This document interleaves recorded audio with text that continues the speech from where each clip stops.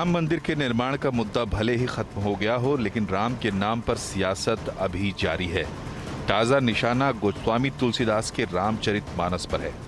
Samajwadi party के MLC Swami Prasad Maurya ने रामचरितमानस को लेकर कुछ ऐसी टिप्पणियां की हैं जिन्हें लेकर विवाद पैदा हो गया है। स्वामी प्रसाद ने कहा है कि करोड़ों लोग रामचरितमानस को नहीं पढ़ते हैं। इसे तुलसीदास ने अपनी खुशी के लिए लिखा था। उन्होंने रामचरितमानस की एक चौपाई का जिक्र करते हुए कहा कि इसमें शूद्रों को नीच और अधम कहा गया है। सरकार को रामचरितमानस के आपत्तिजनक अंश हटाने चाहिए या फिर से बैन कर देना चाहिए। जाति सूचक शब्दों का प्रयोग करते हुए तुलसी बाबा की चौपाई में एक जगह आया है कि जे बड़ाधम तेल कुम्हारा सुपच किरात कोल कलवारा। जाति सूचक शब्दों का प्रयोग करते हुए अधम जात का प्रमाण पत्र दे रहे हैं। तुलसी बाबा को किसने अधिकार दिया? स्वामी प्रसाद के इस बयान से साधु संतों में नाराजगी है। कह रहा हूं कि हमारे सामने जो है जहां वो कहे हम आ जाए वो आ जाए, और अगर एक चौपाई का अर्थ उनको करना नहीं आता है तो फिर उनको रामचरितमानस के विषय में बोलने का कोई अधिकार नहीं है। रामो विग्रहवान धर्म है, ऐसे राम के चरित्र को, रामायण को कह रहा है कि उसको प्रतिबंधित किया जाए तो इतना बड़ा मूर्ख कोई नहीं होगा, उसको एक पैसे का ज्ञान नहीं है। समाजवादी पार्टी ने स्वामी प्रसाद मौर्य के बयान से दूरी बना रखी है। बताया जा रहा है कि स्वामी प्रसाद के बयान को लेकर समाजवादी पार्टी के अंदर भी गुस्सा है। इधर बीजेपी ने समाजवादी पार्टी से स्वामी प्रसाद के खिलाफ कार्रवाई की मांग की है। ये बहुत निंदनीय है और निश्चित रूप से मैं कहता हूं स्वामी प्रसाद जी को अपना बयान वापस लेना चाहिए, और अगर वो नहीं लेते तो समाजवादी पार्टी को उनके खिलाफ कार्रवाई करनी चाहिए। राम के नाम पर दक्षिण में भी पारा गर्म है। कन्नड़ लेखक के.एस. भगवान ने भी राम और सीता को लेकर आपत्तिजनक बयान दे दिया है।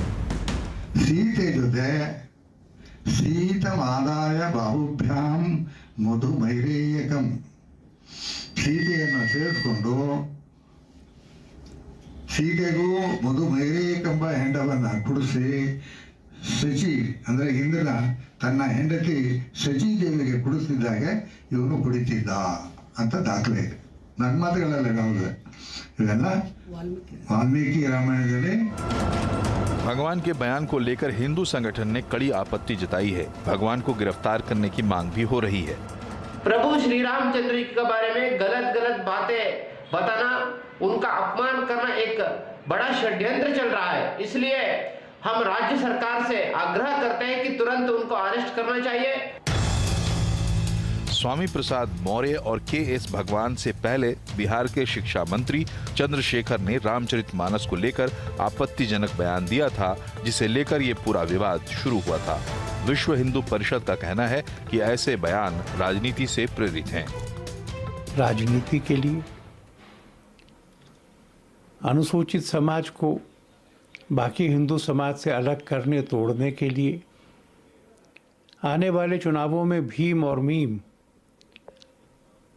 इसकी रणनीति को पुष्ट करने के लिए ये बेईमान प्रयास हो रहे हैं। सवाल यह है कि क्या जानबूझकर श्री राम को लेकर आपत्तिजनक बयान दिए जा रहे हैं? क्या रामचरितमानस को बदनाम करने की साजिश हो रही है? स्वामी प्रसाद मौर्य हों या चंद्रशेखर या फिर के.एस. भगवान, क्या ये रामचरितमानस की सही व्याख्या कर रहे हैं या ये महज धर्म और जाति की राजनीति का एक शॉर्टकट है? सबसे बड़ा सवाल ये है कि क्या इसका फायदा इन पार्टियों को मिलेगा? तो सबसे बड़ा सवाल यही है कि ये अचानक से भगवान राम और रामचरितमानस पे इस तरीके की टिप्पणियां राजनीति से प्रेरित हैं क्या, या किसी के उकसावे में बोल रहे हैं, या किसी को खुश करने के लिए बोल रहे हैं? ये बड़ा समझना मुश्किल है। अचानक से ये क्यों, और एक के बाद एक लगातार टिप्पणी। स्वामी प्रसाद मौर्य, हमने प्रयास किया था उनसे बात करने की। मुझे यकीन शायद उन्होंने रामचरितमानस पढ़ी नहीं होगी कभी, और पढ़िए तो शास्त्रार्थ करें, आके चैनल पे आए बात करें। क्योंकि आप इस तरीके की जब व्याख्याएं टिप्पणियां करते हैं तो फिर आप आइए सामने बैठिए और फिर रखिए। एक स्टेटमेंट दे करके इस तरीके से वैमनस्य फैलाने की कोशिश नहीं करनी चाहिए किसी को भी, और किसी भी धर्म ग्रंथ के बारे में, किसी भी चीज़ के बारे में, अनलेस कि आप उसके बारे में विचार विमर्श करने के लिए तैयार हैं। इवन उनकी पार्टी, समाजवादी पार्टी ने उसे किनारा कर लिया, वो भी आने के लिए तैयार नहीं है। वो अपना संवाद सूत्र हमारे साथ शेयर नहीं करना चाहते, अपने प्रवक्ता को भेजा नहीं उन्होंने। हमने प्रयास किया था उनको भी आना चाहिए, बताएं भाई उनकी पार्टी के नेता ऐसे क्यों बोल रहे हैं। लेकिन बहरहाल इसी पर बातचीत होगी कि अचानक से ये क्यों हो रहा है। बातचीत करने के लिए हमारे साथ जो मित्र लोग हैं हमारे, उनमें भारतीय जनता पार्टी के प्रवक्ता प्रेम शुक्ला जी हैं, राष्ट्रीय जनता दल के प्रवक्ता शक्ति सिंह यादव जी हैं, राजनीतिक विश्लेषक विवेक श्रीवास्तव जी हैं, वरिष्ठ पत्रकार हर्षवर्धन त्रिपाठी और राजनीतिक विश्लेषक और प्रोफेसर सतीश प्रकाश जी हमारे साथ हैं। आप सबका बहुत बहुत स्वागत है इस चर्चा में। शक्ति सिंह यादव जी, अब देखिए एक और जने निकल आए हैं, उन्होंने एक और बात कह दी है। शुरुआत आपके यहाँ से हुई थी, आपके शिक्षा मंत्री जी ने ये कहा। मैं जानना चाहता हूँ कि अचानक से ये मर्यादा पुरुषोत्तम राम के खिलाफ, रामचरितमानस के खिलाफ, ये सब क्यों, मोटिव क्या है इसका? सबसे पहले मैं तो आपको इस बात के लिए जरूर कहूंगा कि हमने पहले भी कहा और आज भी मैं कर रहा हूं और पार्टी नेतृत्व का निर्णय भी यही है कि हम संविधान में आस्था रखते हैं, देश संविधान से चलता है और सभी धर्मों का आदर हमारा कर्तव्य है। हम किसी भी धर्मों के बारे में या जिन लोगों की जिन धर्म ग्रंथों में आस्था व्यक्त है उसके खिलाफ किसी प्रकार की प्रतिक्रिया कतई उचित नहीं है और ये लाइन हमने स्पष्ट कर दी।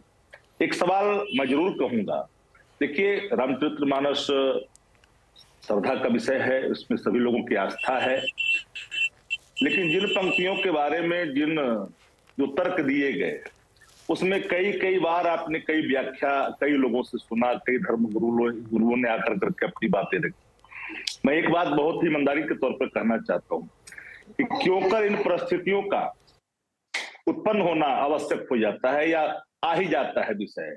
अब बिहार के अंदर में देखिएगा कि एक दलित का बेटा जो बिहार का मुख्यमंत्री बनता है, मंदिर जाता है, मंदिर में जाने के बाद उस मंदिर को धोया जाता है, तो एक सवाल खड़ा होता है कि मानव से घिरना, तो मानव मूल्य जहां विखंडित होता दिखता है वो भगवान का वचन नहीं हो सकता है, भगवान कभी नहीं चाहते।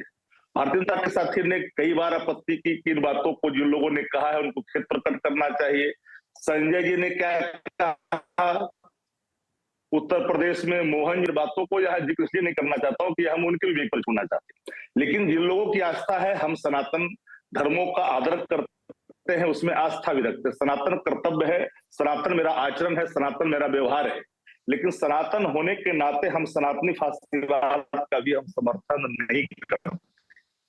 तो आप दो बातें कह रहे हैं और इस बात को लेकर शक्ति सिंह जी सुनिए ना सर, शक्ति सिंह जी आप दो बातें कह रहे हैं। आप एक तरफ कह रहे हैं कि आप सब का सम्मान करते हो, इससे